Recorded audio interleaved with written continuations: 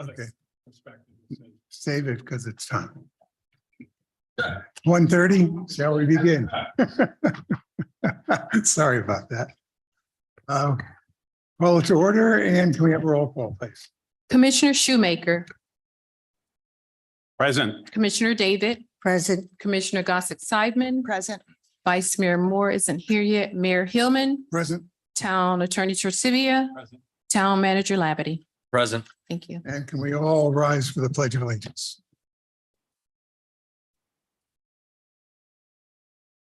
I pledge allegiance to the flag of the United States of America and to the republic for which it stands, one nation, under God, indivisible, with liberty and justice for all.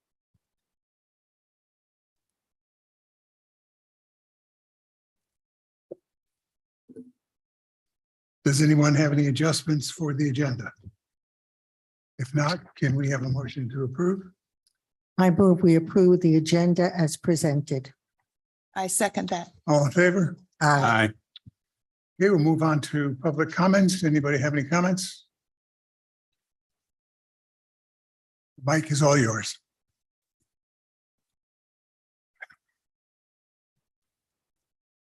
I somehow feel there's an old expression about doing something in the wind and it comes back and hits you in the face. But that's another story. My name is Jack Halpern, 4511 South Ocean Boulevard. I'll tell you what, the emails we get at CSHB, basically people cannot figure out why this interlocal agreement is being proposed for Gulfstream. The only advantage to Highland Beach that people talk about is what we think is about $200,000 to our budget, or roughly 0.02%, counting extra costs for consultants not considered in the analysis.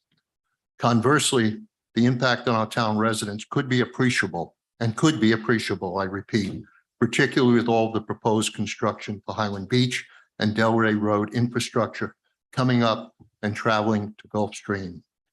The commission put on which I've discussed at least twice before this commission, the commission put on the referendum for the charter that the town may not transfer control, abolish, merge with, or sell the services of fire rescue, police, or water unless approved by a referendum vote of the elected. This passed, I think it was 93% of our residents voting. The proposed merging of our building department with that of the town of Gulfstream is not, it's not in there. It's not in there. Our legal says, oh, it's not in there. Legally, you can do it. It is the spirit that was passed. And that's what's in the charter. It was the spirit of this amendment. And this, yes, building services not listed specifically in the charter, but the spirit of what was passed by the town's voters made it clear that this interlocal agreement with Gulfstream is not acceptable to the majority of this town's residences. Building permits for items such as air conditioning and hot water heaters are as essential as fire, police, and water. Commissioners, we ask again for you to vote this down and represent your town residents. Thank you.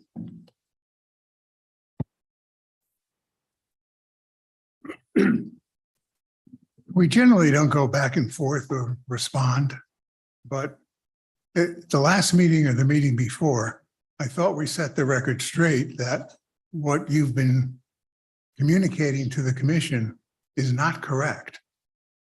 First of all, it's not 0.02%. It's 2%, not 0.02. 0.02 is 2/100%. It is not 2/100%, Jack. It is 2%. Okay. That's number one. Number two, And we're not going back and forth. You had your time. Please sit down. Okay, Thank you. The second thing is the spirit of the amendment. Number one, the people that were on the board that made the recommendation to the commission was for change of control. Very specifically, it's change of control. The three areas that were specifically mentioned for change of control were the water plant, the police department, and the fire department. And it was, okay, it was change of control. Now, change of control meant to sell those departments. Those departments represented services to the community.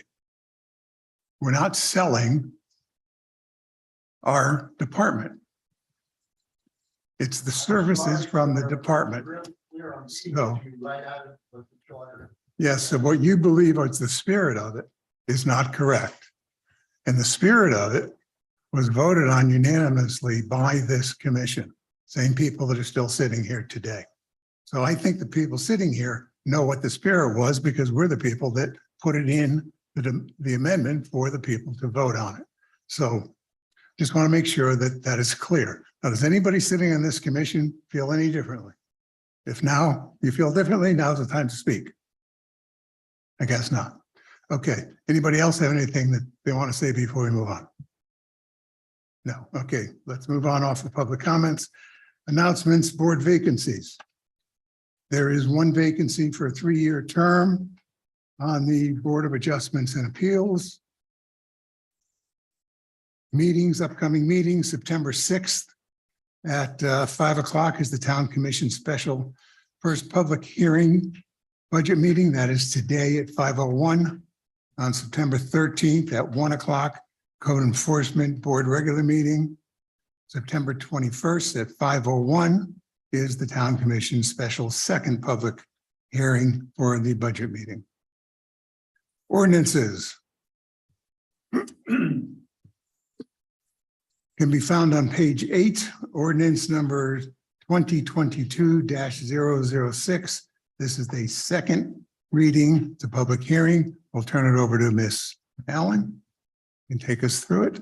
Yes. After we review it, we will open it up for public comments. Okay, good afternoon. For the record, Ingrid Allen, Town Planner. So if the commission recalls, back on June 7th of this year, you all approved a transmittal of an amendment to the comprehensive plan.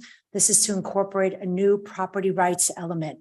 This property rights element is now a requirement per state statute.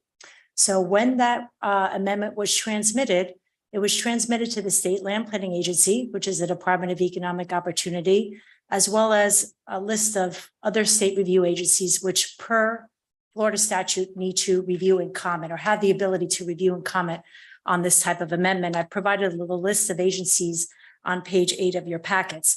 Now, keep in mind, when you amend the comprehensive plan, in this particular situation, when you're adding a new element or you're changing the goals, objectives, and policies of a particular element, it's a 2-phased amendment process. It's not enough for the commission to adopt it. It has to go to the state, and they have the ability to comment on it, and they have 30 days to comment. So we received one comment from DEO, and I provided the letter we received. Basically, they indicated that the reference to where that this town considers property rights, when they consider property rights, the way we had it proposed, it was for planning and development decisions only. Now, their comment was that per state statute, it's supposed to be for all local decisions, not specific to planning and development. So as you could see on page 21 of your ordinance, we've gone ahead and revised the ordinance, and we've struck through planning and development and added the word local. So we've addressed the comment. Now, on your June 7th, 2022 agenda memorandum, again, when this came as a transmittal before the commission, I had indicated in that memorandum that we and many municipalities used the model element that was provided by Thousand Friends of Florida. So that reference to planning and development decisions was taken verbatim from the model element. So therefore, we are not the only municipality that received this comment from DEO. Many municipalities received it. Delray Beach, Stewart, and actually I reached out to DEO, the planner that's has our territory, and he had indicated to me that Thousand Friends never provided them a draft of the model element, which I thought was interesting. I also wanted to note on page 33 of your packets, there's a little bit of a out of order here, but on page 33, you'll see how the property rights element will look in the comprehensive plan. This formatting matches the current formatting of the comprehensive plan. So you'll see again, the word local is inserted, the word planning and development is struck through. Just wanted to make that point to you. And we are recommending that you adopt the plan amendment with changes, and I'll be happy to address any questions that you might have. So the only change after all this effort over months in a bureaucratic process that we understand, recognize, following state statutes and all of this sort of thing, we're basically taking out 3 words, That is planning and correct. development. Yes. And we will make sure we never do that again. Just to save paperwork, which is enormous, by the way. Yes. So Added the back so you could see what you originally. that being the only change, it's a no-brainer. I'm good. I'm good. I think we should always take local residents' property rights into account when we make a decision. So I'm good with that. Absolutely. Peggy?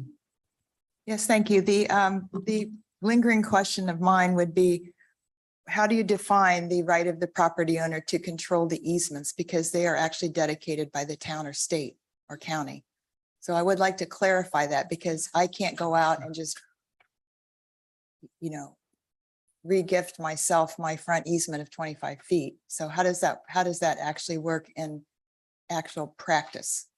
Okay, in the if you spirit look of the on law. page 16 of the ordinance, this is the 1 through 4 is taken verbatim from Florida statute. So it kind of guides it. This is very broad. Keep in mind, the goals, objectives, and policies of the comprehensive plan, they're very broad.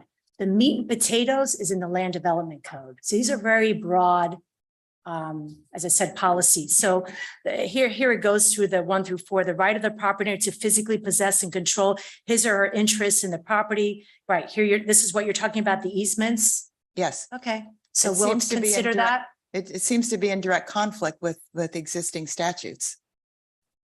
What That's what I don't statute? understand. And I'm sorry, which statute are Sure, you say referring? the right of way or the easements. This appears to give all control of it to the property owner, but that in fact is not a workable situation.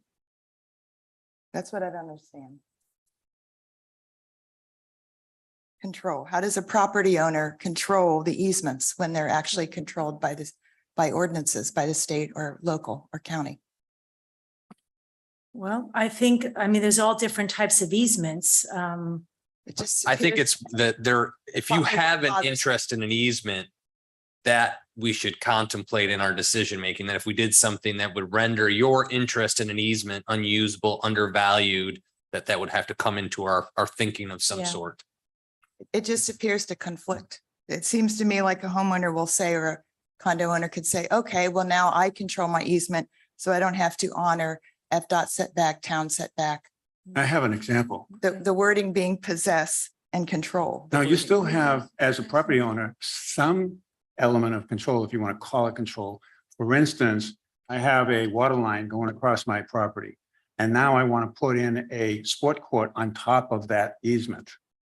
Well, I can do that if I go back to the town and explain, here's what I'm doing, and get approval. Well, I don't think you That's- can, because you can't build fixed things on the front easement.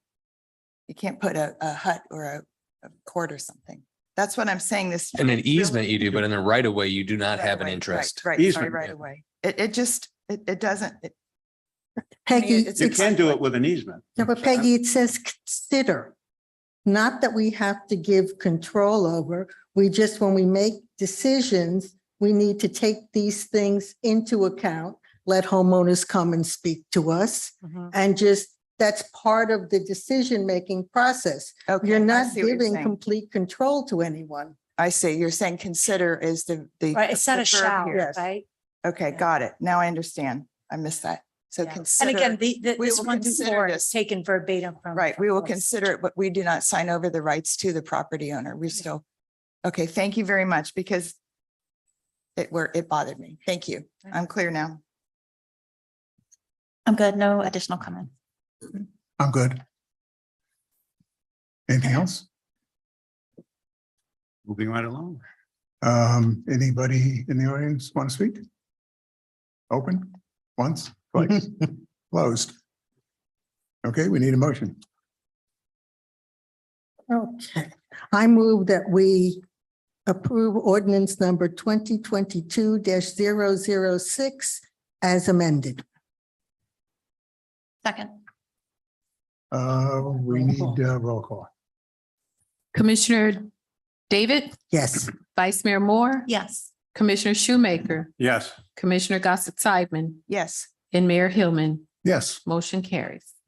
okay, we'll move on now to ordinance 2022-007, and we'll continue with Ms. Allen. Okay.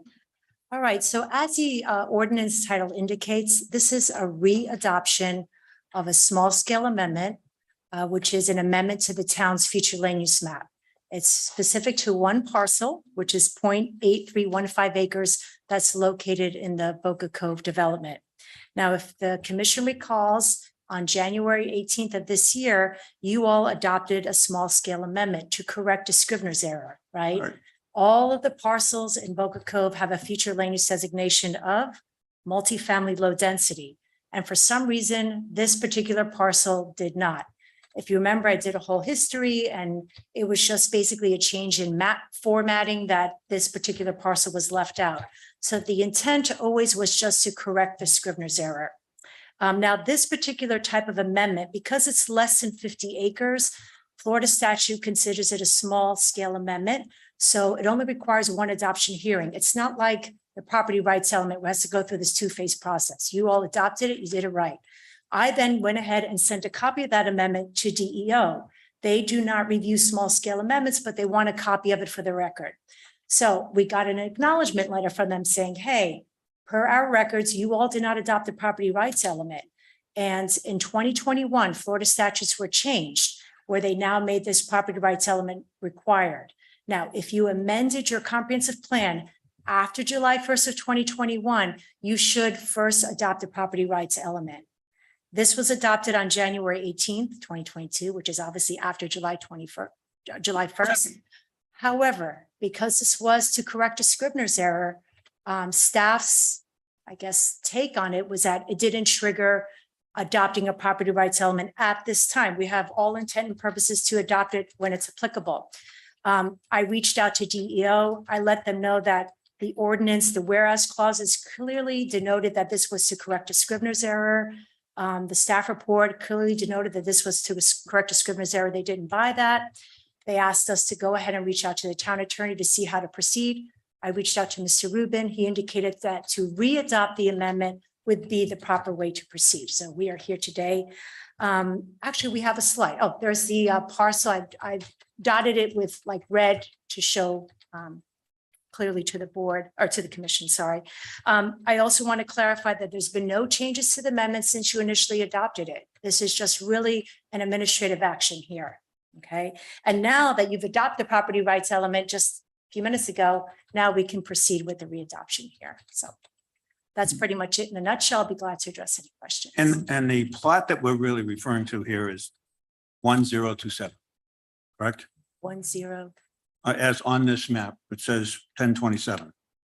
But there's a difference in the plot. Let me look at the maps. I'm sorry, I can't see it from there. You see what I'm saying? 1027. See how there's a space there? I'm trying to understand. Oh, no, it doesn't have an address. It just has a parcel control number. Okay, so what I'm saying is, does the area acreage of 1027 plot change as a result? No, of this? 1027, no, it's not included. That's why I couldn't Yeah. understand that.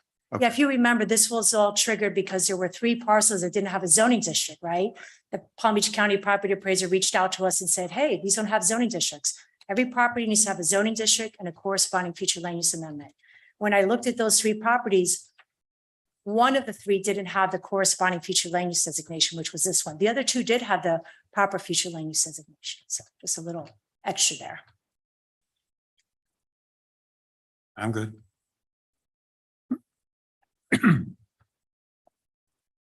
You satisfied? I'm good.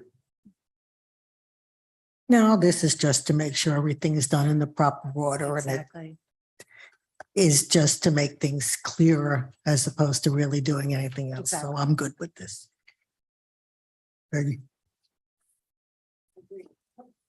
Agreed with Ms. David.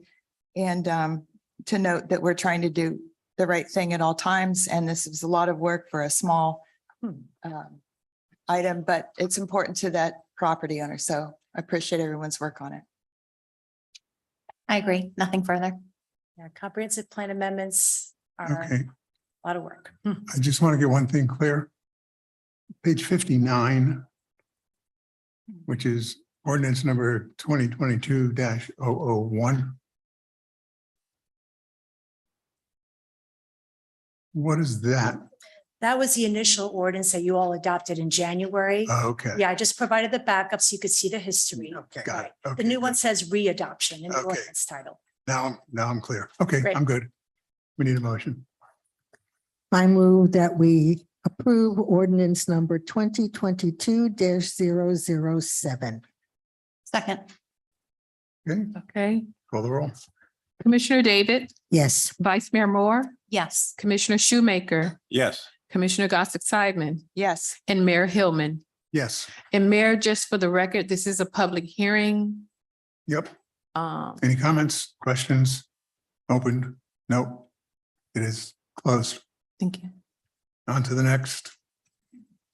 This will be 2022-001, also a second read. This can be found on page 64, and we'll turn it over to Jeff Remus. Jeff, it's all yours.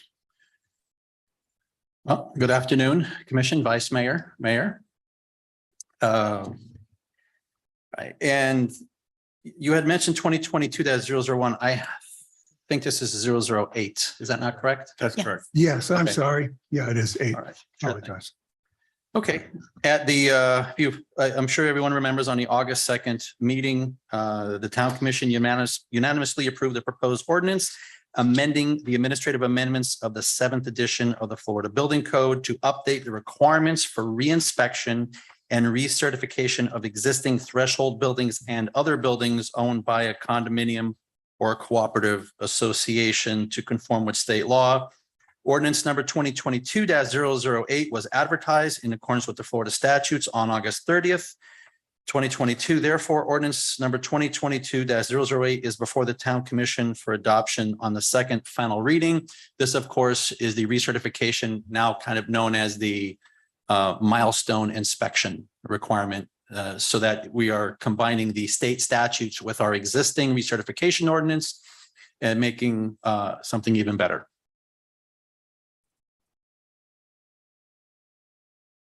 Turn it over to you, John. So again, just again, for people who might be watching online, once a building is given notice that you need to be certified, they have a certain amount of time to respond, 180 days.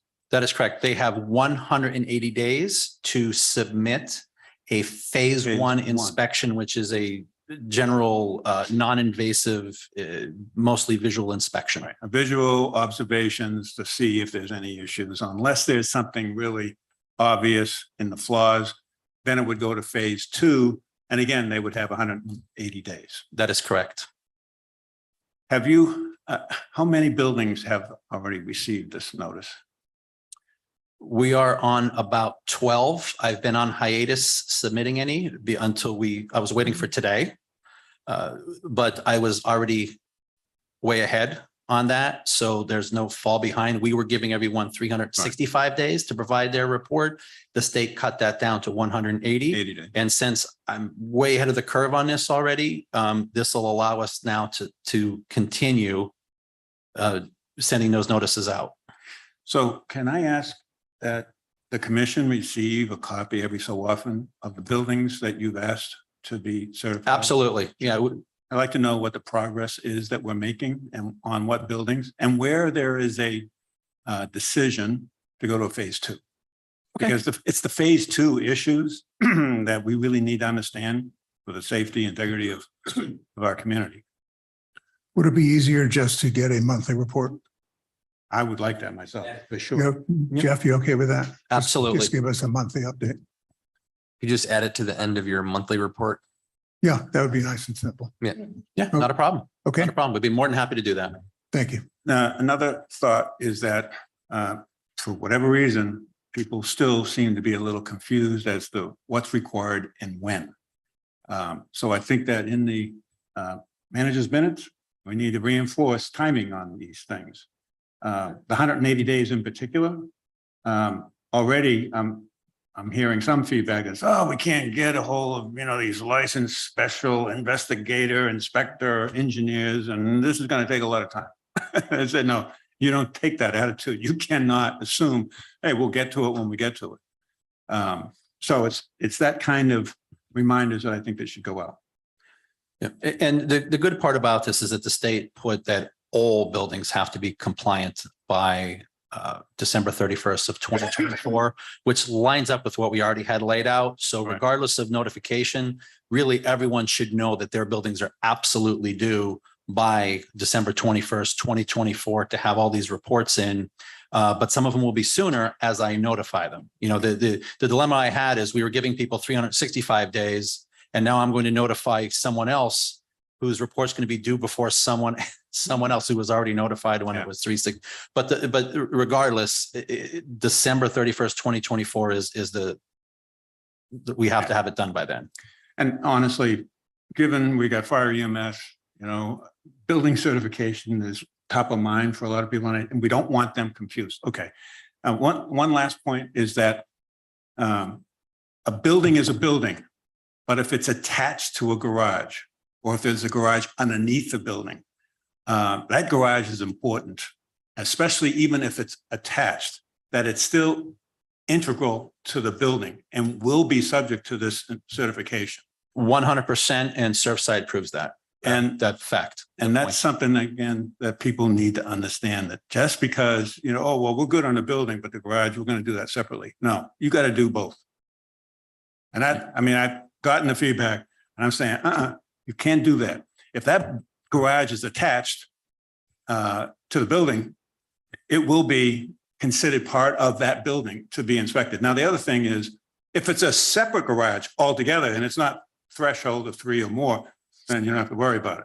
The issue there, of course, is fortunately, many of the carports have been rehabbed.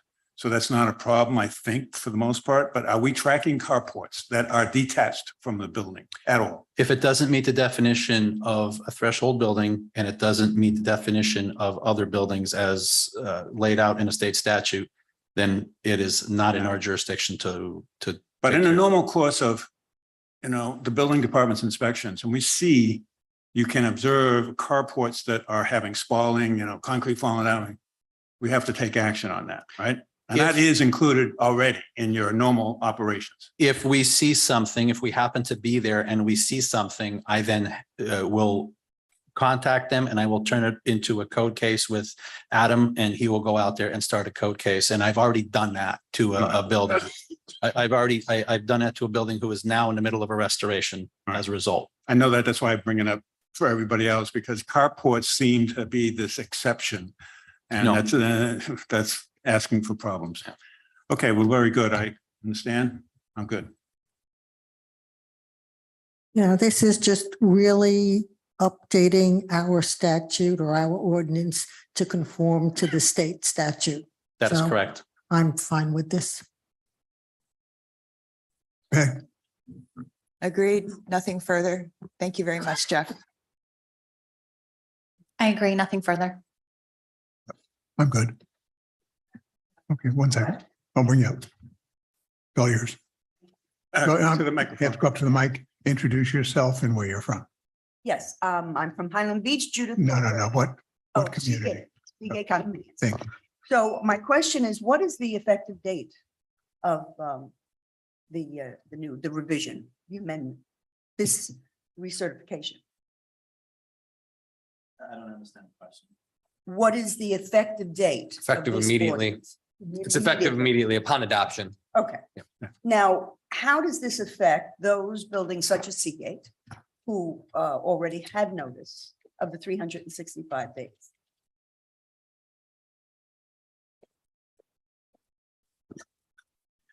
So those that were already notified under our ordinance, that date will stick because it's still due before December 31st of 2024. So that won't affect anyone who's already been notified.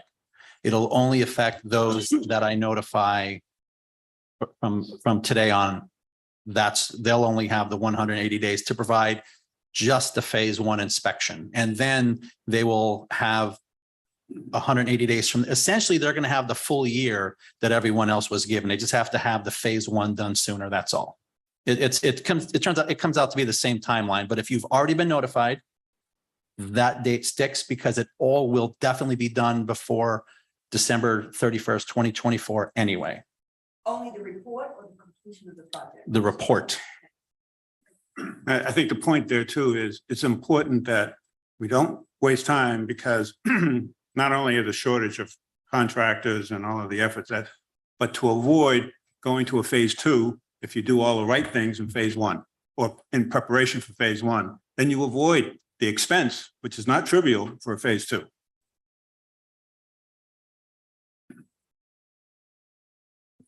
Just be advised, this is a moving target, so it's going to get revised again and again, but at least one more revision. So he's on it. Okay. We're good. Okay, thank you. We need a motion unless there's more discussion. I move we adopt ordinance number 2022-008. Second. Roll call, please. Commissioner David, Yes, Vice Mayor Moore, Yes. Commissioner Shoemaker, Yes. Commissioner Gossett Sideman, Yes. and Mayor Hillman. Yes. Motion carries. Thank you. Okay, we'll move on to consent agenda. This can be found on page 91. Consideration to approve and authorize the mayor to execute the revised interlocal agreement between the town of Highland Beach and the town of Gulfstream for the building department services. Jeff, you may want to come back up in case there's questions. I'm going to turn it over to John again. So we're going to pull this off of consent. Yes, Okay. we're ready to go on it unless there's more discussion needed. So, John, it's up to you first. Yeah, I want to make a statement about what we heard earlier. We're doing this for many reasons that we've talked about ad nauseum. It is certainly mine, and I think the commission agrees, but my feeling that this is good to be a good neighbor, good for our building department in being able to give as good and better service to our own citizens, as well as, a financial positive for the town and for the building department. There are always going to be people who will take a negative view about change. They don't like it, they'll fight it. It's a crusade. It creates lots of noise. But I believe that this is a solid financial opportunity. It's a effort on the part of the town to reach out in a positive way. And I think that we don't need to always listen to the noise. The integrity and the intentions are positive here. And I think since it wasn't asked earlier, I'll say legal has reviewed this as well and gives 100% approval. Is that correct? Absolutely. So there's no violation of the charter, as much as you could twist words all day long and try and give that impression. I'm perfectly fine with this 90-day contract to help. Thank you. Two things. One is that for the naysayers or doomsayers, this is for 90 days. If it turns out not to work, we don't go on. I mean, it's that simple. Otherwise, as far as I can see, this is a win-win situation. So why wouldn't we do it? The only other question I have is the first line of the agreement says for Florida Building Code and other land development plan reviews. I thought we were not doing land development plan reviews for We are not. Gulfstream. So maybe that should be changed.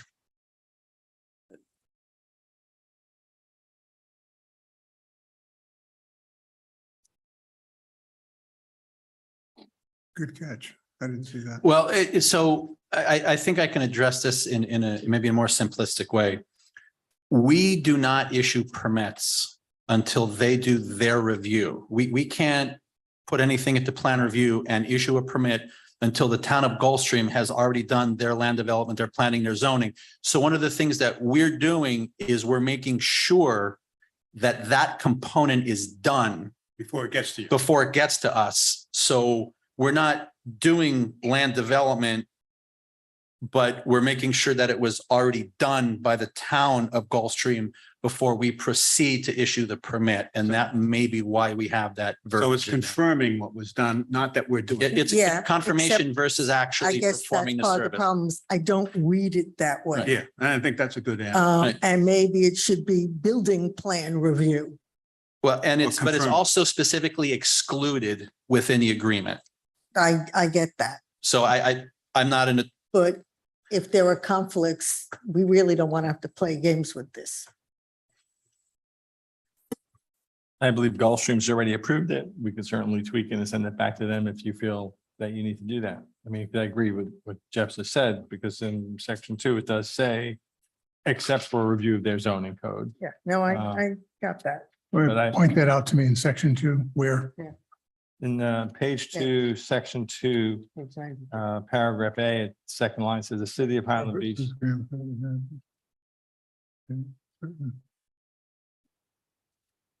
Except for the review of their zoning code. Oh, well, that's okay then. We're comfortable with it. Okay. You're comfortable too? Okay. Okay. Leave it as is. Anything else? That's it. And for the record, what I'll say is that's a specific exclusion, which I believe all parties think would overrule that more generalized intent that we're providing these general services. That's specifically excluding that. We agree. No problem. Peg? Thanks, Mayor. A couple of questions. On page 141, the FDOT reference to the liability and insurance requirement is an example. It caught my eye whereby it spells out, and this is in reference to the ILA, it spells out exactly the types of insurance and liability coverage that is provided.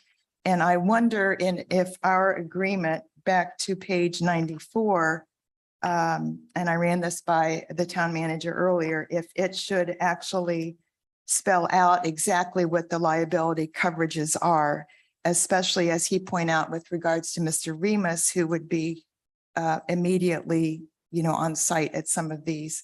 So I wondered if we should actually spell out bodily injury, workman's comp, general liability and property damage, et cetera, or if we are covered, in fact, as it currently exists on page 94.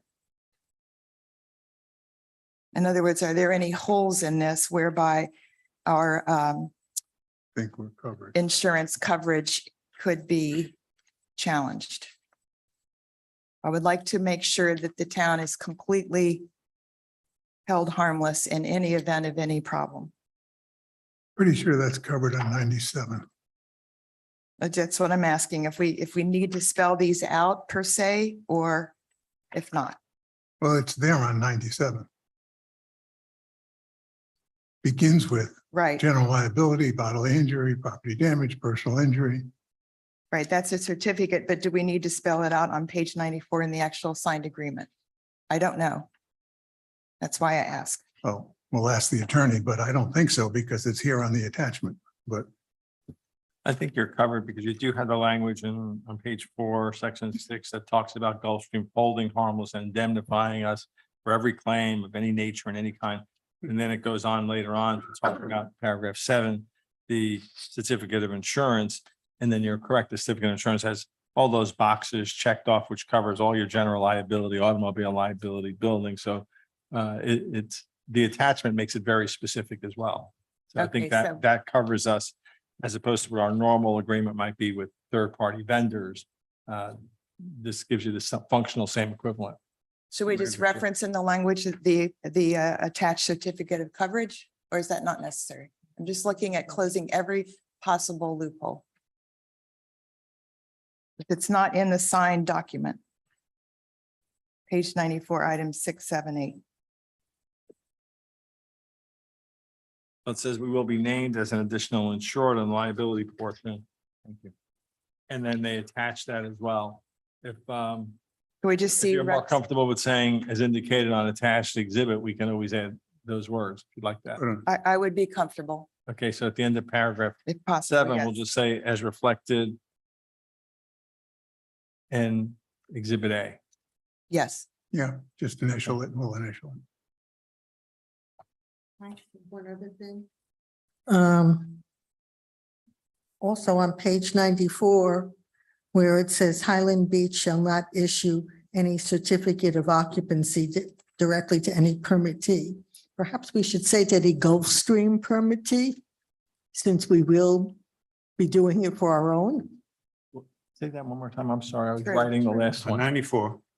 Page 94, Okay, the first paragraph at top of the page says that Highland Beach will not directly issue any certificate of occupancy directly to any permittee, but it doesn't specifically say Gulfstream permittee, because we will give it to our own permittees.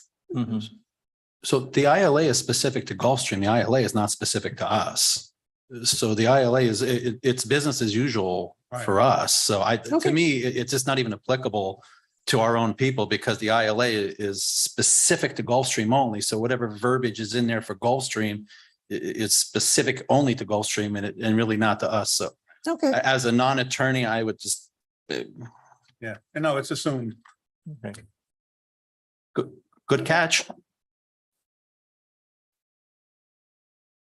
One other thing then, but it was cleared up, but I would like to point it out in item, also 94, item 8.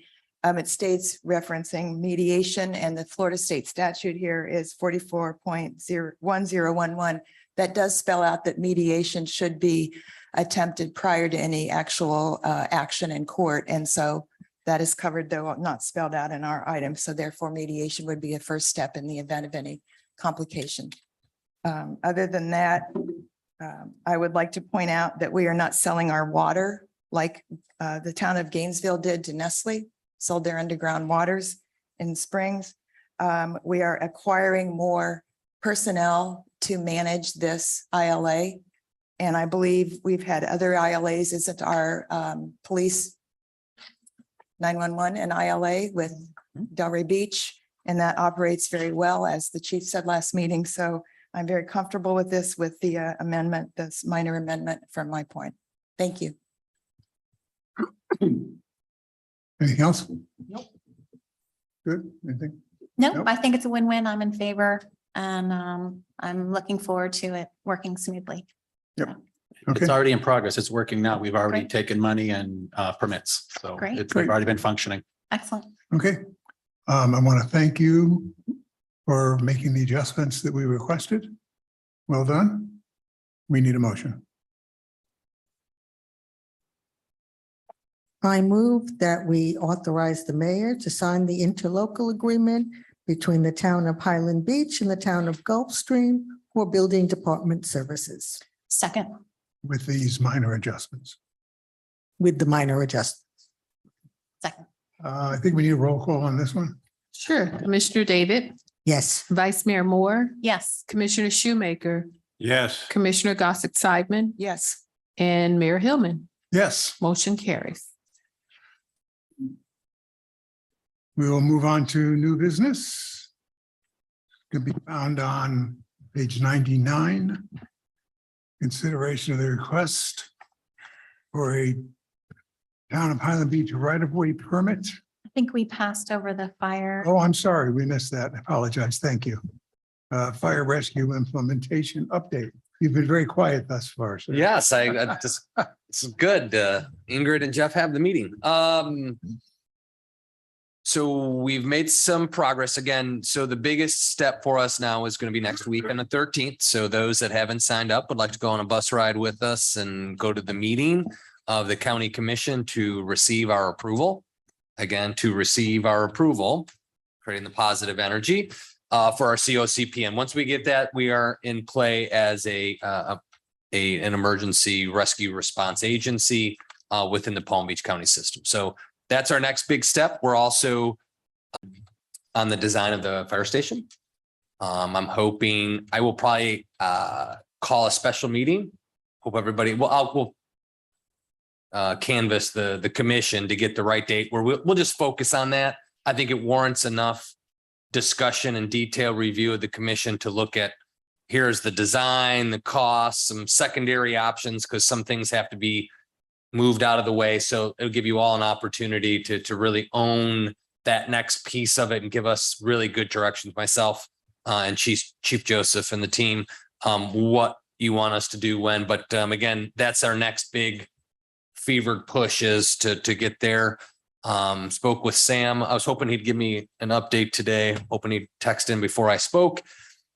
But you know, they're well along the way with designs. Their last week in lighting plans, that's pretty formal, pretty far along that design process, if you will, when they start doing lighting plans, ceiling plans, electrical. So we're that far into the architecturals. They're still working out some of the engineering site design elements and getting it to tie into the building. I have a real limited, I'll send that to you after the meeting, kind of this early schematic. It doesn't really capture everything, but at least gives you an idea a little bit, takes you a little the next step. But then again, I will call a special meeting here soon to really sit down and go over and look at the details, plan by plan page, you know, to kind of see what you're comfortable with. And again, those secondary issues, because we got to find a place for fire administration. How do we want to move around some operations in our existing facilities or not? So we'll see what those, I want to be able to tie numbers to it. I think that really helps the conversation because we are working within a budget. Stations primary, the secondary improvements, if they start costing too much, may need to be set aside for a future discussion or referendum action if the number is really big, just to know if we can afford that in our game plan. Other than that, I know Chief Joseph's on the ground here now. He's here every day. Again, just operational procedures, you know, all of the little things that need to start happening, recruitment, tying down the job descriptions. We have them, but just the last little piece to it. I know he's meeting with Chief Kennedy this week and some others to kind of start tying us into the larger organization or structure. So I don't think we're in good shape. people know who Chief Kennedy is. Chief Kennedy is the head of the Palm Beach County Fire Rescue Department. They're going to be a critical partner with us. So the two chiefs, if you will be talking operational protocols, vision, support structures to each other, dispatch. There's a couple other things that are tied into it. So moving right along, but I just encourage everyone that's watching, listening, check your email. You know, we have a bus. Come on the ride with us. We'll have some refreshments, t-shirts, you know, it'll be a fun little adventure to go as a group to the county meeting. Hopefully we're not put at the end of the agenda. Everybody will squirm a little bit, but comfortable ride to get us there. It'll be a good opportunity to show our community support to the county commission that this is important to us. We have a few public speakers from the community that they're going to register to speak on our behalf. Chief Joseph and I will be ready to answer any and all questions that any county commissioner may have. Again, the county commission, along with administration, has been quite supportive. So I'm hoping this is just a completion of this exercise and application process. But everybody's been very welcoming. even when they had concerns, we were able to address them. So I think we're in a good space with the COCPN. PCN, did I say CPN? PCN, make sure I get the acronyms right. But again, we're well ahead of schedule. And now we're just, again, the next thing we're going to start talking about pretty intensely is fire station. And then I'm probably going to ask you to let me buy a big piece of equipment called a ladder truck, which will be a little expensive, but I'll need your authorization to do that. So those are the next couple big items for us.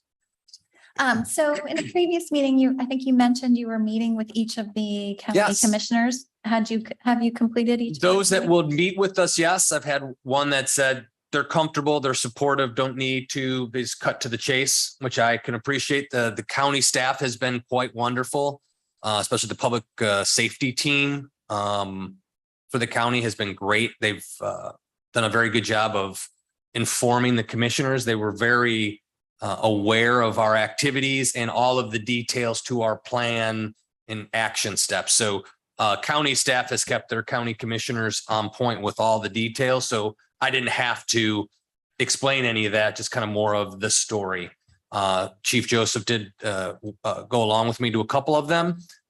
So again, they've all been receptive. Again, I would remind everybody that important was that labor made the motion to approve our COCPN at the advisory council because labor has a seat. And they were supportive once we made a little tweak to our org chart. They made the motion to support. So that really is going to carry our strength of position forward with them, at least understanding and on board and accepting of this move on our part. So. Anybody have any questions? Yes, Yeah, sure. on the meeting, we have a bus. Any idea on how many have already reserved? 10, 15 people. Okay, we need to fill the bus. So I understand it leaves here at 8 o'clock in the morning. That's kind of early, 8:30. at 8:30, excuse me, at 8:30. Well, wheels hot at 8:30. Okay, and the actual meeting starts at what time? 9:30. So people could go there directly. Sure, absolutely. We just thought this would be fun community exercise, and those that don't want to try to find parking and where exactly it is, the bus is going to take us right to the door, which is kind of nice. So the point is, maybe because you've been sending out some great newsletters, updates on this and support us and all of that. Great job. I'm just wondering, give the address of where this is going to be and suggest that if they can't make the bus. North Olive Street. Yeah, we'll give it more address. Like if you can't ride the bus, you want to make it on your own, here's where you go. Put the address on there. Yeah. Yeah, that's all I'm saying. So that, we encourage. I know I have a wife that's going to have a hard time getting up and getting over here and all this stuff ready for by 8 o'clock to be over or to leave the condo. So anyways, just to do everything possible to encourage it. That's all. We But will. again, And your those that newsletters are great. can't go in physical, send an email to the county commissioners. Their emails are available. Just say we're supportive of it. Please help us out. We're moving forward as a community. I strongly encourage you. We can give you all of their contacts if you want to send a letter of encouragement and support. I think you should do that. Absolutely. That's a good idea. Anybody else? I have a quick question. I mean, what type of discussion do you expect at the meeting? Like, I mean. It should be relatively straightforward, and the county staff, for those that hadn't been there or watched it, they do a pretty good job. I think everybody that was there, they did a pretty good job of giving all of the detail. They versed every commissioner on us. Staff is recommending approval. We had a unanimous support of the council. So we have all of the support. So if something goes awry, it's nothing that it's totally outside of our control. But the staff will give a presentation, what we're doing, how we're doing it, this, there, and the other thing, all the details. Myself and Mr. Joseph, Chief Joseph, will be there to answer any questions, technical or otherwise, speaking to what we're doing. The county staff presentation talks about how we've got strong community support. We have the dollars tied to it. Number of calls, inside the town, not the ones that go to Delray. You know, there could be folks from Del area that still want to go and talk about it in a negative light. That's unfortunate, but you know, we can't keep other public from attending as well. But county staff makes a presentation, county commission interacts with staff. They may have question or want to hear from the town. They don't know. But if they do, that's where Chief Joseph and I will step up to the podium and, you know, make a quick hello presentation. I don't know if they want a presentation. They just may want us to want the 2-minute elevator speech of things that we've gone through, the commitments we've made, our journey to this point and how we got here. That's about it. But they want some slides. I'll be more than glad to take them through a matrix of slides on everything. But the staff does a pretty good job of giving them all the details. And again, this is for EMS. This is not fire. Folks have tried to blur that with fire during our first meeting. And it was staff had to correct that for the EMS council that fire is not part of your EMS review. It's not in the EMS ordinance. Fire is something controlled by the state. So people could try to cloud the waters with that. But I think the staff has done a very good job and the commissioners are very well informed on it in the ordinance. So we should be a relatively smooth process. Do they share the presentation, like staff's presentation with you in advance, or you'll be seeing it for the first time? They should, and I'll get it to you. But I think it should be the same one that they gave to the EMS council is what our understanding. Any changes or differences. I know that Chief Joseph and our consultant Tom McCarthy are in constant contact with staff there, getting information and what they want. So, and then again, the 2 fire chiefs are meeting to, because one part of that meeting is Chief Kennedy. The commissioners will ask Chief Kennedy if he has any comments or concerns regarding that approval. So we're, trying to meet with him ahead of time. So. We need to be there and support. Yeah. That's all I gotta say. Thanks, Mayor. Yes, I wanted to add that at the last League of Cities general meeting, which Marshall attended, most of the county commissioners were there, and I spoke to several of them and had nothing but praise and high regard with the job that our staff has done in Marshall and implementing. And I didn't get one iota of non-support from them. So I feel very positive on behalf of everyone. I'll just add one thing, and that is Delray will take a negative tone on this for sure. They'll do their best. And we're prepared. Okay, shall we move on? Thank you, Marshall. Now we'll go on to new business on page 99, and that is the consideration of the right-of-way. And Ms. Allen, will you take us through it a little bit? Sure. Thank you. Thought I'd start off with just a brief summary as to how we got to a right-of-way permit, just to refresh your memories of it. On December 7th of 2021, if you recall, you all adopted a right-of-way ordinance that was to protect the public right-of-way. And language that came out of that ordinance was that it should be unlawful to construct improvements within the public right-of-way without first obtaining a right-of-way permit from the town's building department, unless waived or otherwise determined not required by the town's public works director. Now, at that same meeting, you all adopted a resolution, right?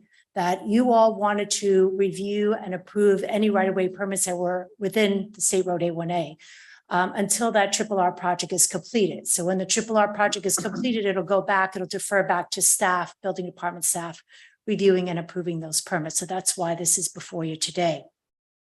So I've gone ahead and referenced on page 99 of your packets that the applicant, this is at 4005 South Ocean Boulevard, which is on the east side of A1A, has received a driveway connection permit from FDOT. I've gone ahead and referenced that permit number and submitted the permit as part of your backup.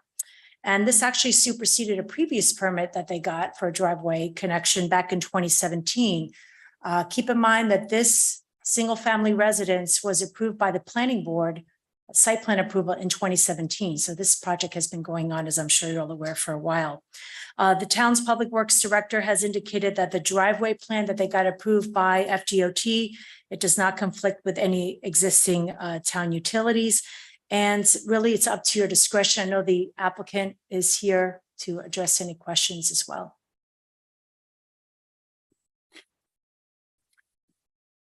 All I can say is that is quite a project. My goodness. I understand it's $49 million on the market. 32 million. Oh, we just saved 8 million. Okay, well, then I have to start thinking about it. No. It is quite a project. You know, it seems, I don't see anything here. I mean, it's barren right now, and I've looked at the landscaping that you've got planned and whatnot. It's going to be another jewel in Highland Beach. I see no problem. Excuse me, is that why you're here? Oh, I'm sorry. We could have taken this up a lot earlier. Okay. Go ahead. I'm good. Okay. Everything looks great. I just have one question, which is how are they going to deal with drainage so that we don't have a puddle at the bottom of the driveway after it rains? Would you come up to the podium, please? Introduce yourself if you would. Yes, hi, I'm Louisa Michelin from Sabal Development, and I'm the property and project manager at 4005. So as part of your irrigation information on there, you'll see there's a swale on the bottom, and that should help prevent that. Hold on a minute, if you don't mind. Jeff, have you reviewed the swale construction and all? Don't go too far. So in addition to the swale that's planned, that was approved by FDOT and looked at by us, for around the structure itself, they do have a drainage system to maintain all of the drainage as much as possible with, depends, how many, Excellent. On site. So very little is going to come down to the road to nothing, will come down from the actual site itself. Mhm. The only drainage is going to be what comes off of A1A. And that's what's going to be addressed as much as possible by the swales. And again, it's steep coming down, Mhm. so it's difficult to get a deep swale over there, anyway. But the Triple R program is going to also create swales on the east side of A1A now. West- Who's doing it west side. first? No? West side. It's hit and miss with that. They're gonna do as much as that. This is primarily, from what I understand, going to be on the west side of side. A1A Mhm. for the Triple R project. But I do believe that there are some areas on the east that they've identified that that will be getting some work done. And I know FDOT was out there today, just slightly north of us across the street, in a group evaluating, and that's probably one of those areas that they're going to be looking. Swales.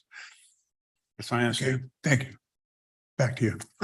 Yeah, as I understood it, that something like this, which is a new project, FDOT's not going to come in and do swales. They will do swales where there is already an existing issue that they're going in. But yeah, because we're very concerned now with water on the road, I just wanted to make sure that everything is going to be done so that we don't have a new problem. Thank you. Peg? Thanks, Mayor. Yes, two things. Historically, FDOT and the town, going back to when I got involved 15 years ago, were not really great about enforcing these drainage and the swales and the laws, and permitted many swales to be filled in. So now with Mr. Remus and our upstanding building department, I am thrilled we're on top of this.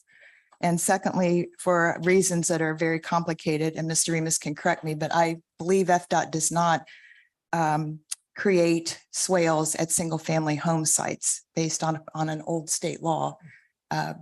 Looking into many developments west of town and massive developments where they couldn't come in and just create a swale because they have a 1,000 person housing development. So this is great, and I appreciate everyone staying on top of it and helping keeping our roads cleared in the future.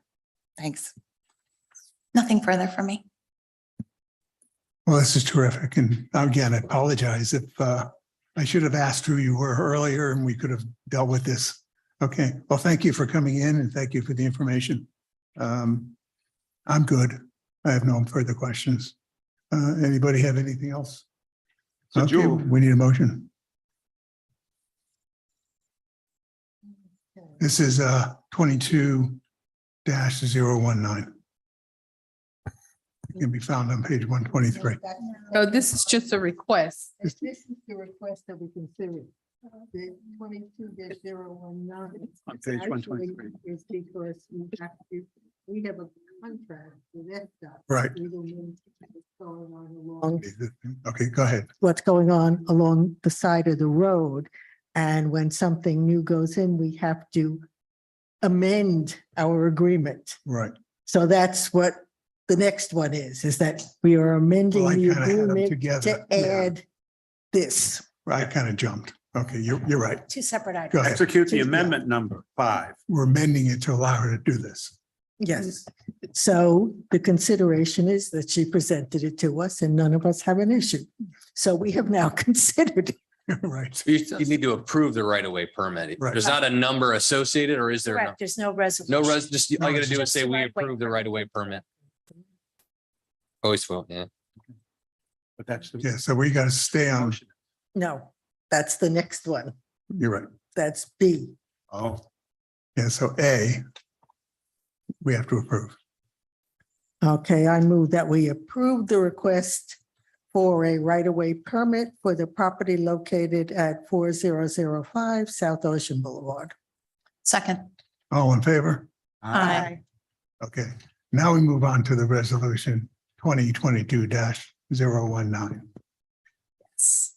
Okay, so as I indicated on page 119 of your packets, the applicant is proposing some landscaping in the right of way, same property address as the previous item, 4005 South Ocean Boulevard. So as a result of their newly proposed landscaping in the right of way, that now triggers an amendment to the landscape inclusive maintenance memorandum of agreement that the town has with FDOT. This agreement was executed in 2017, and there's been several amendments to that agreement. I've provided a little table on page 119 of your packets to show the previous amendments. This will be amendment number 5. So obviously, we have a code section that indicates that if a property owner or the property owner has to maintain any type of landscaping that's on the adjacent right of way. So FDOT has approved the landscaping that they're proposing in the right of way. The planning board on August 11th of this year approved their landscape plan. We did not have an approved landscape plan on record. And so therefore they went before the planning board in August, as I said, 11th. And what the planning board approved as it pertains to the right of way landscaping matches what was provided to FDOT. So FDOT, what's being proposed and the right of way, again, matches the plan that was approved by the planning board. Very important point. And again, Luis is here. I'm happy to address any questions as well. Does anybody have any questions on the landscaping? Well, not exactly on landscaping, but yes, I have a Oh, question. okay. I'm assuming that even with FDOT's approval, FDOT is not guaranteeing that when they come and do the 3R, that they aren't going to damage some things. I'm sure they're not guaranteeing that. Okay, just as a point of clarification, but yeah, if FDOT approves it, I'm not going to disagree Yeah. with them. Sure, good point. I'm good. You're good? You good? You good? I'm good. I'm good. Need a motion? Now we can move Yes. to approve resolution number 2022-019. Second. All in favor? Aye. Now we're going to move on to page 181, resolution number 2022-023. This is the resolution of the town of Highland Beach, Florida, adopting the fiscal year 2022-2023 schedule of fees, which establishes reasonable fees for the town services and other charges, providing for conflicts and providing an effective date. Who wants to go to the podium for this? David? So you have the fee schedule up front. You're going to handle it, Marshall? Yeah, Okay. so David will jump in. I don't know that there's any dramatic changes in this fee schedule. You'll also see the building fee schedule next.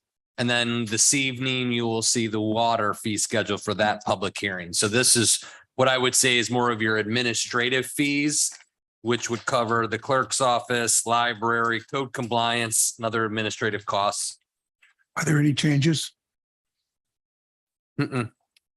You didn't change anything, did you? No. Mm-mm. Can't think of it. No. Okay. Any discussion? There are no changes. Yeah, does this allow for enough, considering the fact that costs have gone up? Will this cover our costs? Yeah, these fees generally aren't really where the money comes in. We can ask Remus to really start racking up code compliance to code enforcement, chief, give more tickets, but these are, library cards. Library cards are probably, they're all relatively de minimis amounts in our budget. So it really doesn't make it or break us in any way.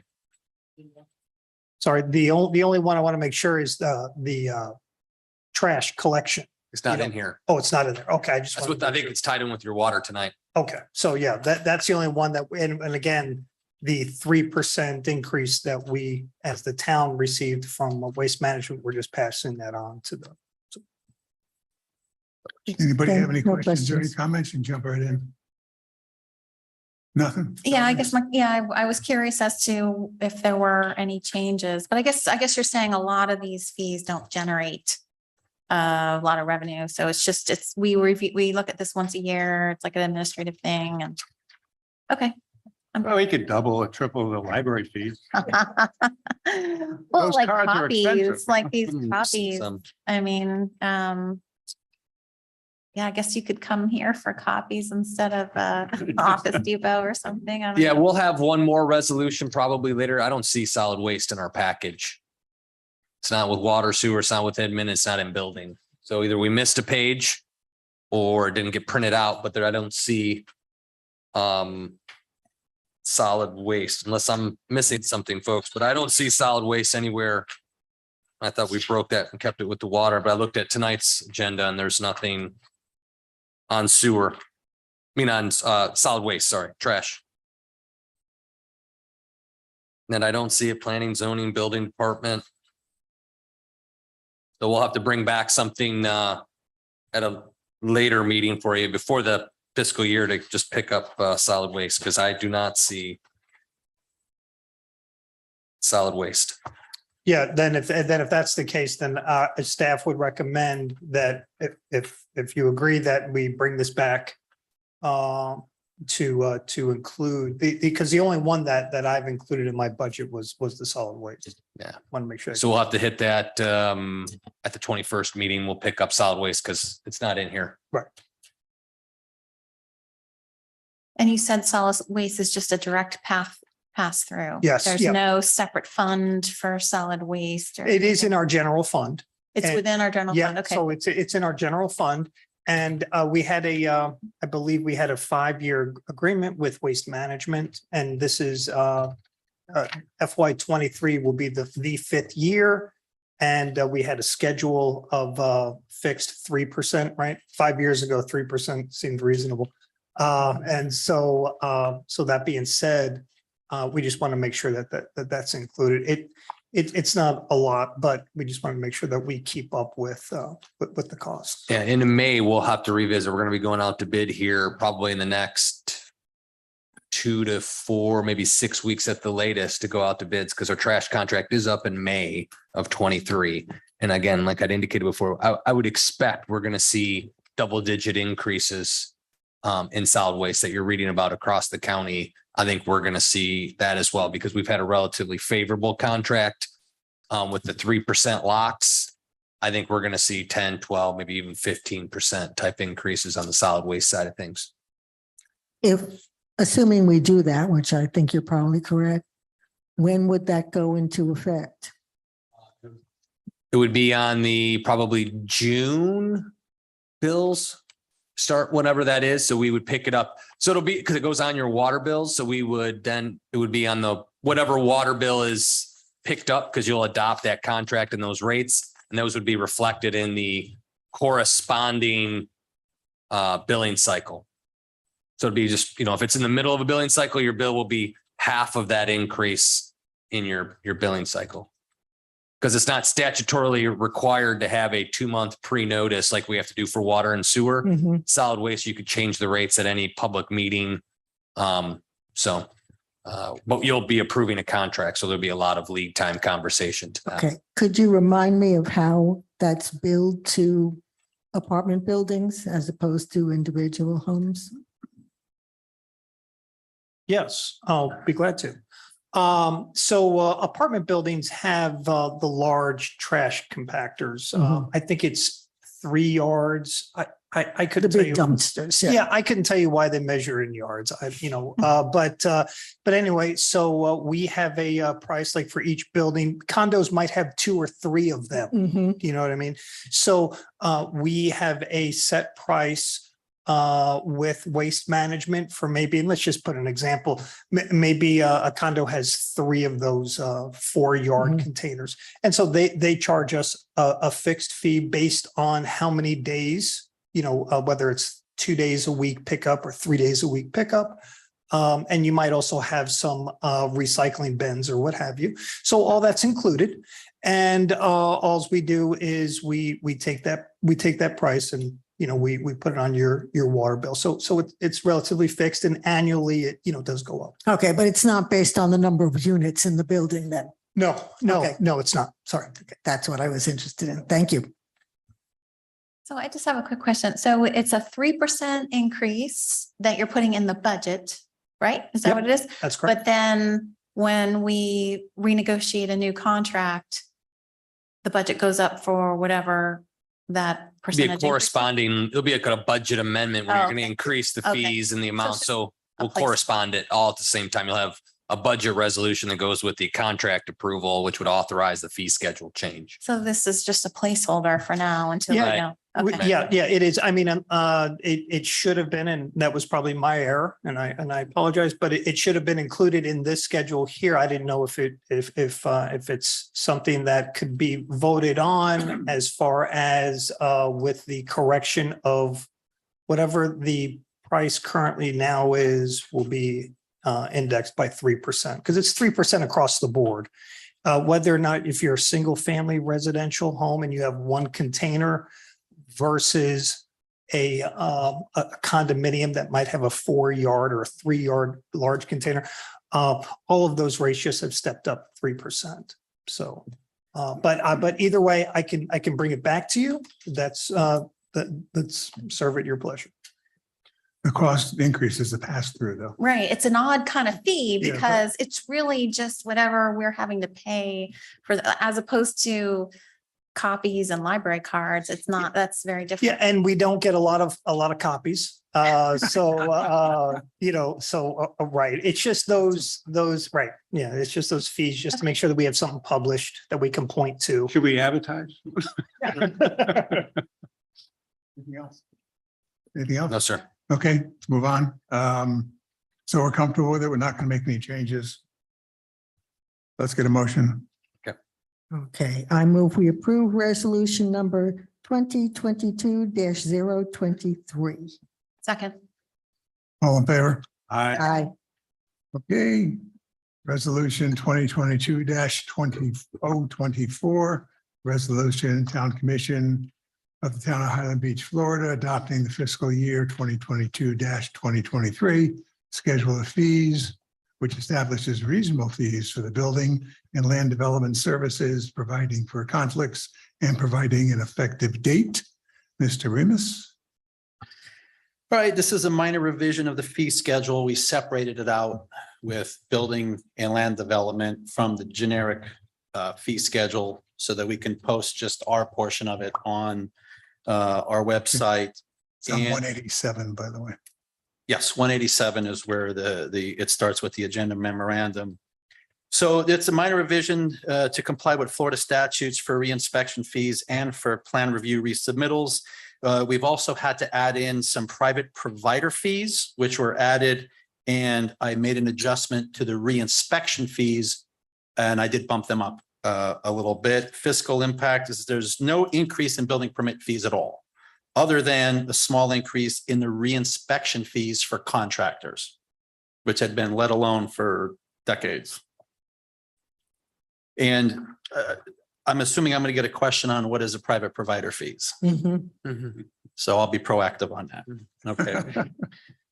A private, the the powers that be in the state legislature felt it necessary to allow private providers, which are basically private inspection companies, to be hired directly by contractors and owners to get inspections done so that they don't have to be inspected by the town. It's essentially the fox watching the hen house, because when you're a private provider, in my opinion, you don't want to bite the hand that feeds you. And I have yet to have a positive experience in this town in particular with any private provider. The issue is the state statute requires that we adjust our fees accordingly because we can't charge as much if someone else is doing the plan review and inspection. We still have our administrative costs. We still have the ability to go out. I'm limited to 4 times a month where I can audit them, which I do. And that's why we had to add that in there. So how does that work financially? So on the fee schedule, what we did is if they hire a private provider that's not going to do the plan review, but they're just going to do the inspections, then at this time, we have to put in an 8% reduction in the fees. Okay. If they're going to do only plan review, then we will deduct 10%. And if the private provider is going to do both plan review and inspections, then it is an 18% reduction in the plan review fees, in the building permit, in the base permit fees, re-inspection fees and so on if they fail. Because I had an issue where a private provider went out and passed 3 inspections. I went out and audited and I failed all 3 inspections. And I charged them re-inspection fees. Okay. But it's pretty straightforward, and that's just so that we can comply with the Florida statute so that we're not charging the full amount because we're not providing all of the services.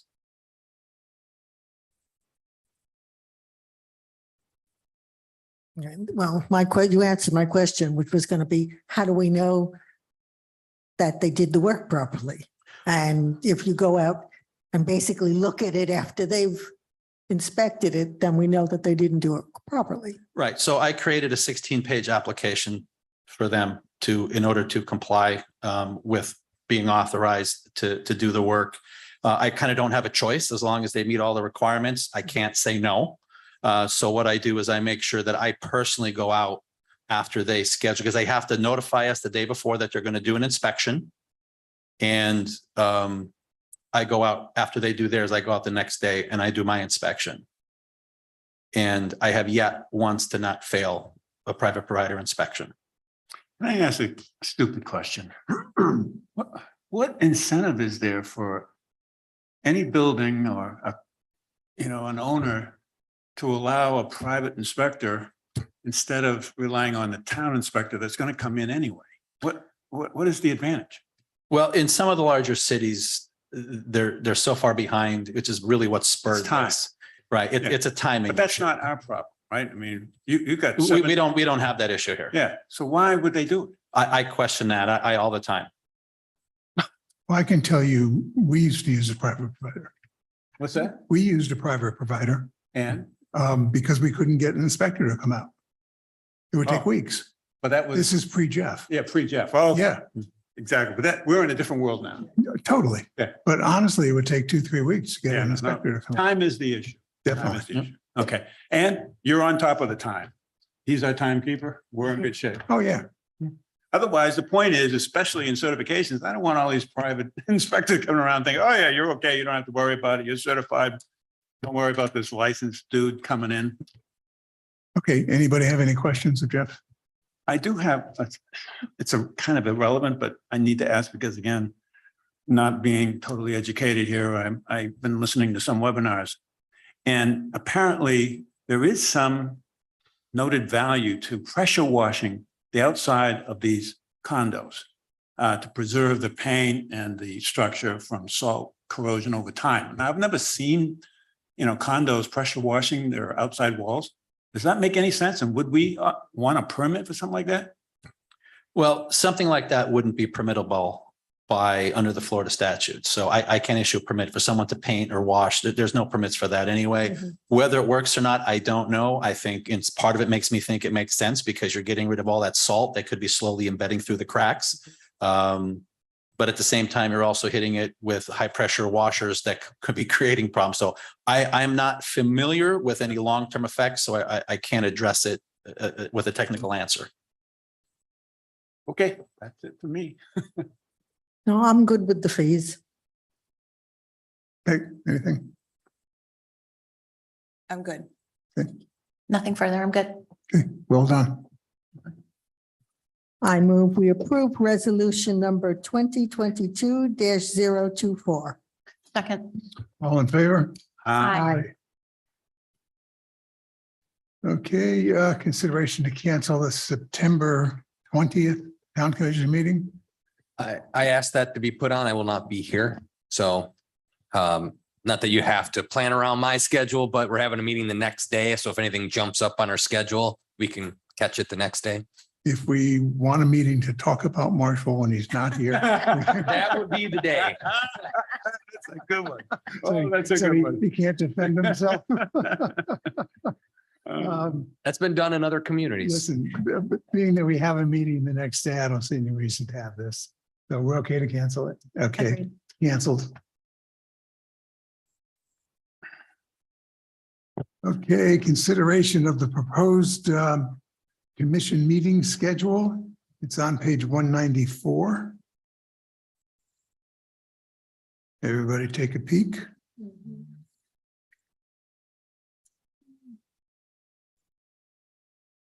It's actually on 195.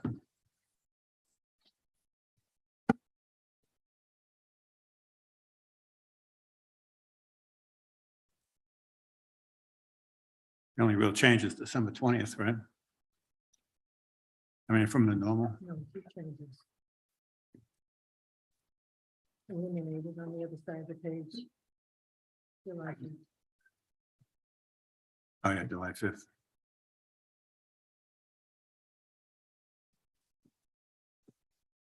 Anybody see any problems that jump out? If they do, just speak up. No, because we can add one if we need it, whenever. Oh, we can always add. Yeah. Sure. And down the road, if something comes up, we want to change it, we obviously can. But to start off with, This is good. schedule looks pretty good. Yep. Okay, leave it as is. One question, Glenn, Oops, go ahead.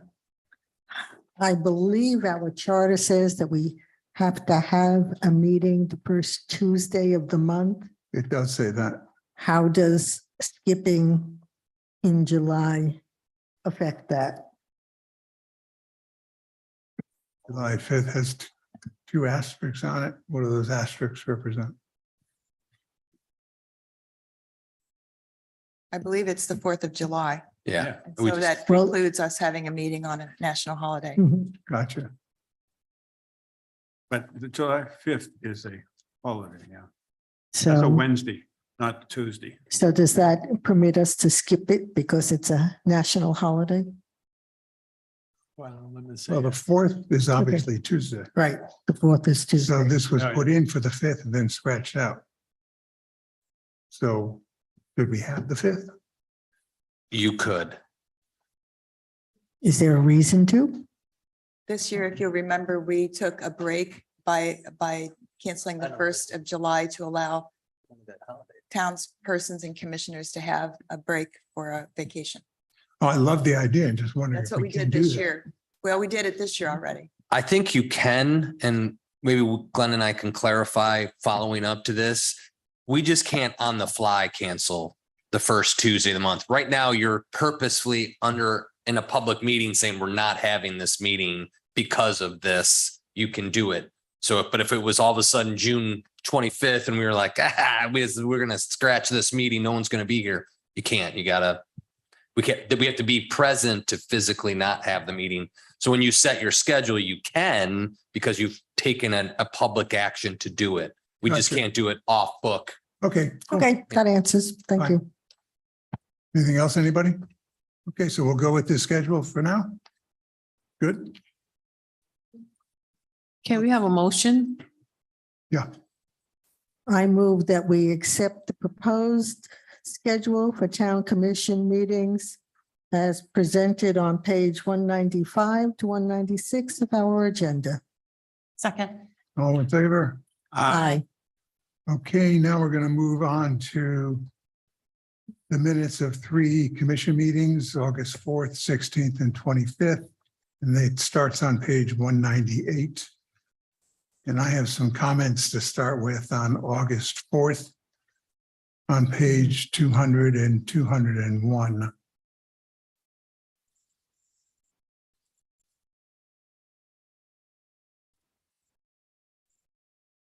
On page 200, the second paragraph starts with Mayor Hillman. Mhm. Right in the center, it's a quote, fees charged to the town of Gulfstream properties shall be the same as those charged to town hall. That's not correct. To town of Highland Beach. That was the quote, but that's not what we want. Yeah, but what I thought what we said was it was going to be the same fees, but we were giving Highland Beach residents a 10% discount. Yeah, but I thought the Yeah. mayor said strike it. So I Yeah, wanted and- with that should language be- stricken. It That says, should be stricken. Yeah. okay, because it So- says before about modifying the language, Right. dot. So you were talking about it and you were, I mean, we can, instead of saying modifying, maybe you want to say about striking the language. Is that, is that what would make it That- better? Well, that would work for this. Yes, let's just do that. You got that, Lynn? Okay, and then if we can go over to page 201. The last part, it happens again to be me, commented about a unit in his building that went through the building recertification program. That was picked up incorrectly. The discussion was about, because our building was recertified, a unit owner was able to get a cost reduction on his unit insurance. Okay? Just correct it, okay? Then, let me see if I had anything else. Did anybody have anything else on August 4th? Minutes? Anybody have anything on August 16th? Okay, August 25th, I had something on page 211.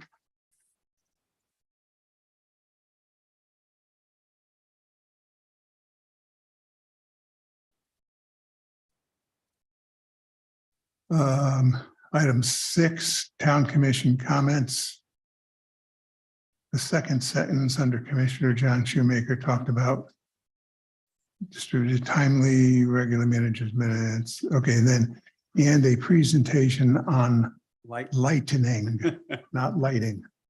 Lightning, Lightning, lightning. NI.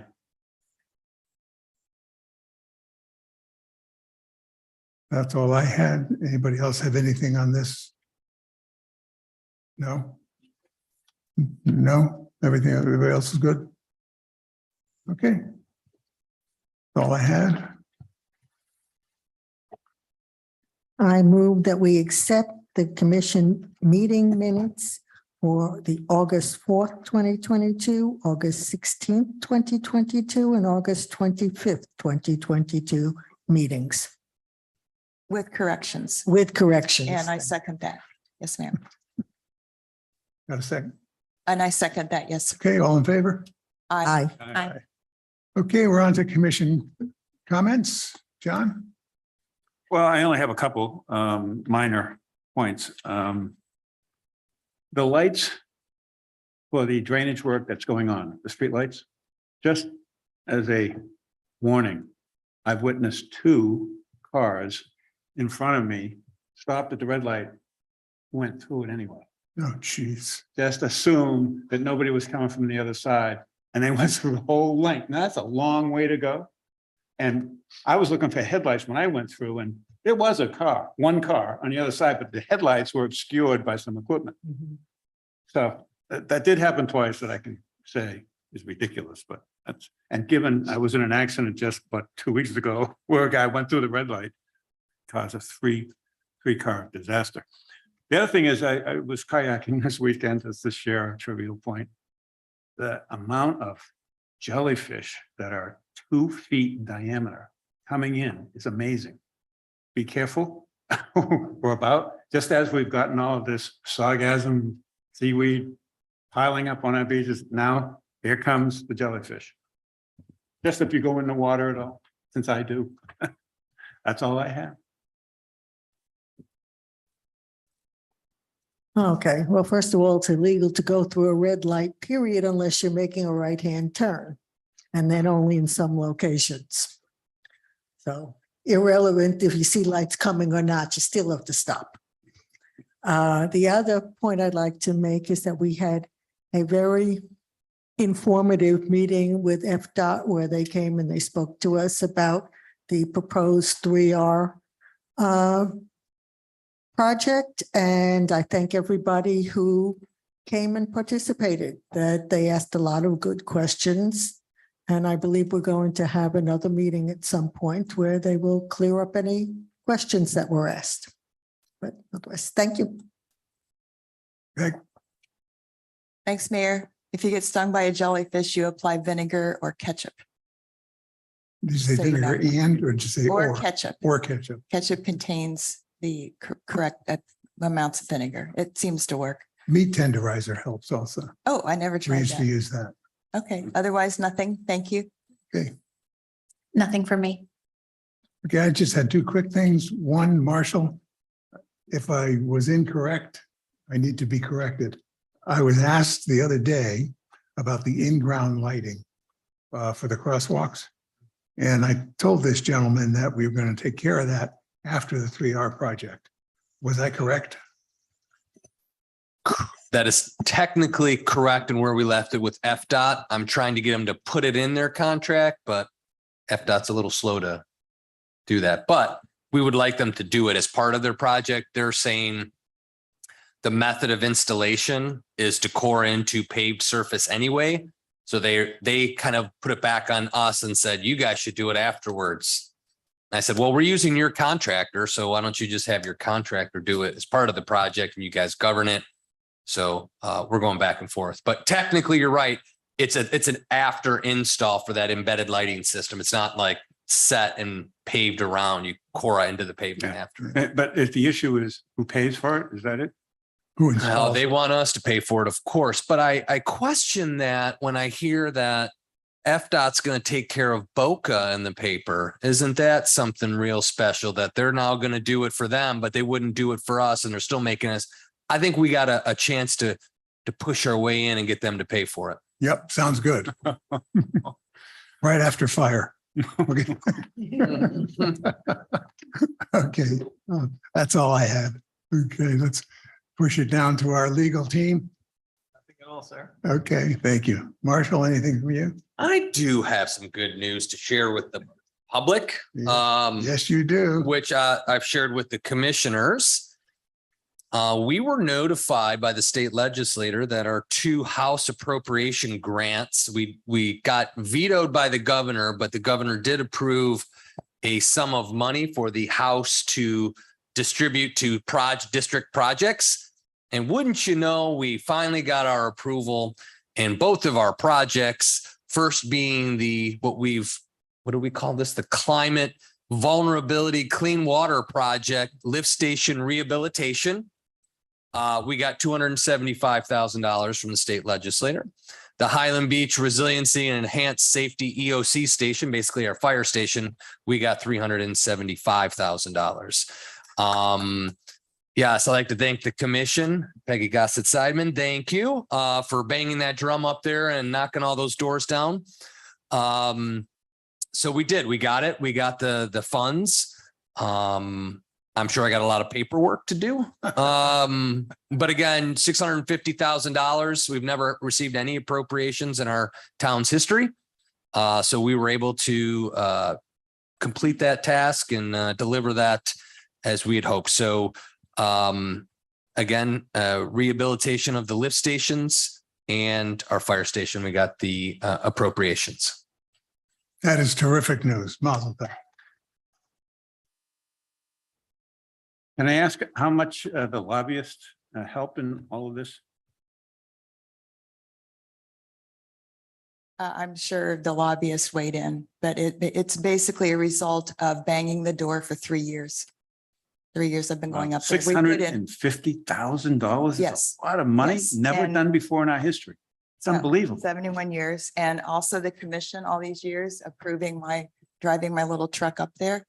But the key leadership was Speaker of the House, Chris Sprouse, and his leadership team pushed this through for us. They saw we had not received a dime. So we have to thank Speaker Sprouse, who's outgoing, and incoming Speaker Renner. So we'll do it again. Thank you all. Thanks for believing in the grants. Well, it never happened until David got here, right?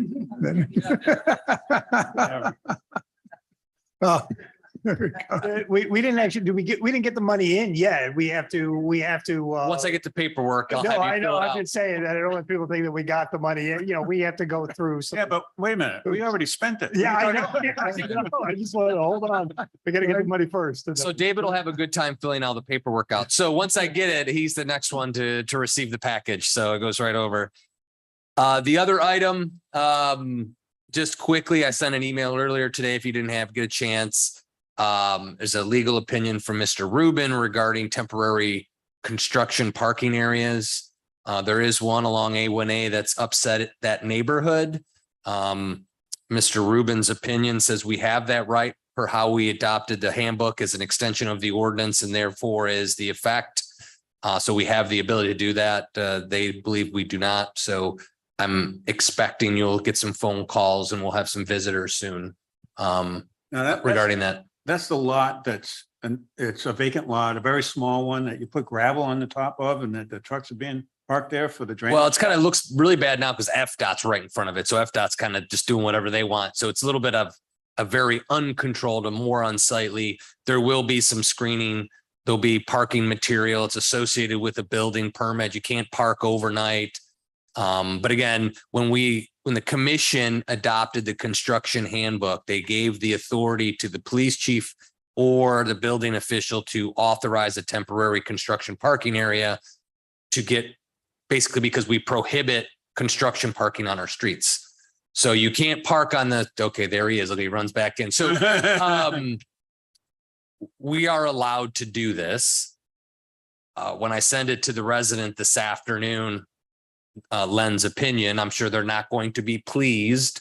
So I was just expect to receive some phone calls. But we are putting reasonable conditions in place. No, we're going to screen it. No overnight parking, got to keep it clean.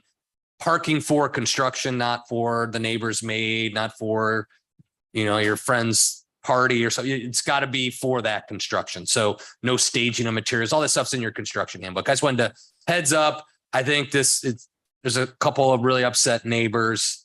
So I'm sure they'll be giving you a call after letting me know how they feel. So did the owner give permission to use the property? And did we consider other options, other sites when asked? I mean, that's the problem. isn't it? That's the problem is we, in what Len Rubin and I spent, that's probably not in here and spent a greater discussion point. I know that gets Jeff going a little bit too, but we can't unduly restrict someone's ability to construct something per our ordinance, or we're going to find ourselves with a Burt Harris claim where they can't, and we just adopted that, property rights thing. We can't say you can't park here, you can't park here, you can't be on the streets, you can't have it on your front. Well, where are they going to park construction traffic to build a home that they have a right to build and they own and pay taxes on? So that's the trick here. We all know that this is a difficult place to build. So I thought the commission at that time that adopted the construction did a pretty good job to at least provide some area of relief. Now, we put ourselves in those neighbors' shoes and they're looking at this going, God, this is unsightly. I got to listen. But we're kind of stuck. Otherwise, it's back on the streets. And then we get back to all those complaints of parking on the streets. So, those, it's a tricky spot. So reasonable conditions, reasonable times. associated with a specific permit, not for neighborhood parking and overflow. It's specific construction park. Keep it clean, screened, neat, tidy. But again, folks are gonna in that neighborhood are gonna be a little upset. To weigh in, if I may, Mayor. Can't park on A1A, no construction parking. So that's out 3.1 miles. That leaves side streets. And in the old days, before our building department, A1A contractors would park on the side streets and then walk. We have St. Lucy's very nobly offering their services as parking with permitting by the church and the gates there. But there's nowhere in the south end of town other than like Walgreens and walking over the bridge. And so people have a right to build and neighbors have to be patient. I had building next door to me for 7 years, personally speaking, so I've been through this. But this is a temporary fix for a great deal of building at the south end of town. And I agree that this is maybe not a great situation for a neighbor, but it is what it is and we have to get through it. So I would just have everyone try to be patient, maybe screening. And what about landscaping? Could they do just a 5-foot hedge on two sides possibly, or I I don't mean, know. we'll try to see it with There- its in reason. I'm just Reasonable. giving you a heads up. It's probably But- coming back to us. Just so you know, if you get the phone call about a parking issue that you don't know about, I gave you Len's opinion. And it'll probably be a discussion item on a future agenda. We probably will have those residents raise enough concern that they're going to want to talk to you all in public about it. Well, it seems to me as though we're obligated to make it as the double negative, as less unsightly as possible. Okay, terminology isn't right, but with appropriate landscaping, we can kind of make it disappear. And it's going to cost, but done properly, you can kind of make it go away. You've got to get tight landscaping. It's got to be high enough. It's got to be clustered enough, but we can kind of make it disappear. And I think we need to do that. We can Because if take- it's that unsightly, the neighbors should not be at a disadvantage because we have to supply some parking. I think Peggy's right that we have to do something and we did it. But we kind of have to make it disappear as much as we can. Even a solid vinyl fence. Well, that's That's ugly. white. That's why I'm saying landscaping. Let's get the right bushes in there. And it's going to cost to get decent sized bushes, but let's look at doing something creative to make it go away. That's going to be expensive. Mayor, in the old days also, there's safety factors because there used to be double parking and a fire truck ambulance could not get through the streets.